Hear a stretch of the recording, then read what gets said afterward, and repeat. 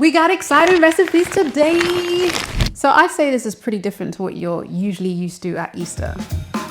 A little reinvention on the traditional Easter dinner, showing you how better beats more with a vegetable-only spread with ingredients from Waitrose. That is insanely delicious and full of flavour. And quite simple to put together. We've got things like purple sprouting broccoli. You could sub this for tender stem if you can't find the sprouting purple broccoli. The centerpiece is the cauliflower, the undefeated, underrated, very affordable, show-stopping cauliflower. Sugar smacks, lemons, a bunch of spices. First thing we're going to do, take the leaves off, cut off the harder stem, and we're going to boil it for a couple of minutes in salted water. This is the first level of flavor the cauliflower gets. It makes it a little bit softer and tender, so when we roast it, we don't burn the outside trying to cook the center. It kind of gives it like a little bit of a head start. I'm still convinced people sleep on how delicious cauliflower is, and it really doesn't take that much time to put something really delicious together.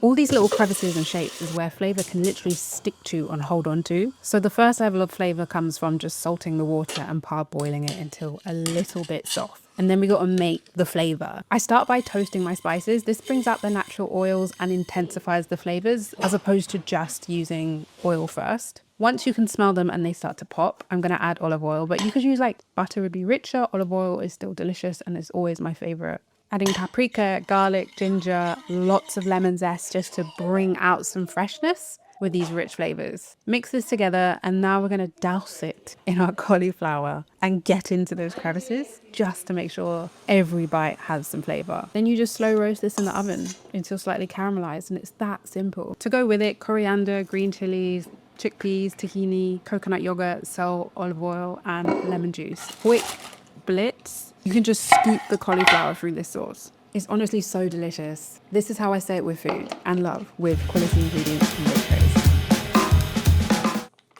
I think you can never go wrong serving new potatoes. One, they're really easy to prepare. Two, everybody loves a potato. At least I think everyone loves a potato. I cut them into little pieces and then boil them in some salted water. Super simple and super quick. You don't want a lot of headache when you're cooking for a lot of people. So these are little hacks to make it more efficient and streamlined and not overcomplicate it.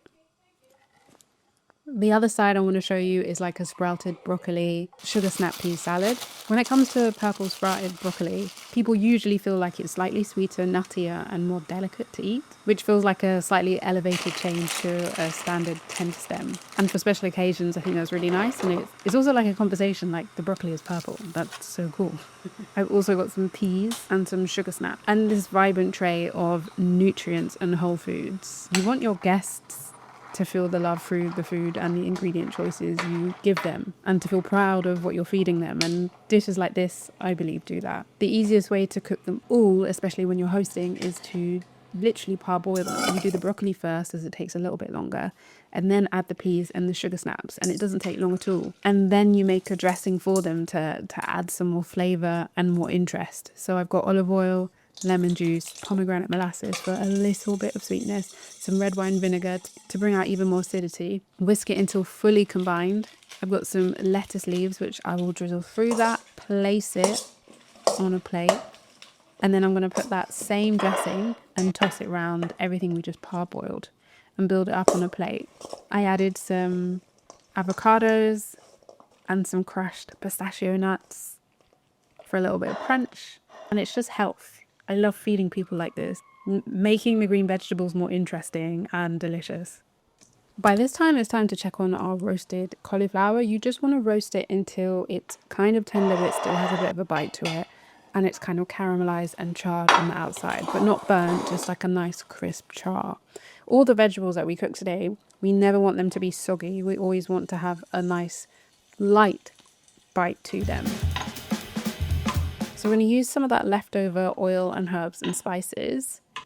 And on a nice serving dish, I've got that beautiful green like tahini, adding the cauliflower on top, and then that leftover oil can just go and get even more in the crevices. So now our cauliflower is packed in flavor. My last drizzle is a little bit of pomegranate molasses. I just feel like this adds another layer, another dimension of flavor on the taste bud that I just get a bit obsessed with. Some lemon, some coriander. It's herbaceous, it's bright, it's umami, it's spiced. and it has a beautiful cauliflower texture. So all the flavours and a little bit of texture.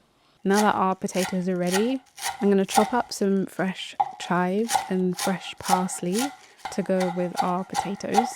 Douse them in some olive oil or butter if that's your preference. Some salt, some pepper, some onions, some garlic. Sometimes I use tartar spices. And you just toss them to combine. So each bite of potato is covered in fresh herbs, lightly salted, and a bit of garlic. It's simple, but it's always... I think sometimes we overcomplicate the idea of what a vegan or someone who doesn't eat meat would eat at Easter, and I just wanted to show you really simple but flavour forward whole food ways to incorporate to make something special. The herby salty potatoes. A big energy green salad topped with pistachio nuts in a pomegranate dressing. Cumin, mustard seed, roasted cauliflower, garlic, herbs, spices on a bed of chickpeas, yogurt, herby, drizzle. It's like a green tahini-ish kind of thing. Lots of delicious flavours. Put each bit on your plate. Bring this to your Easter dinner party or make it for your Easter dinner party, and you can even go crazier and add more things. These are just 3 simple ways to elevate your Easter dinner in a plant-based way that is still full of flavour, texture and deliciousness.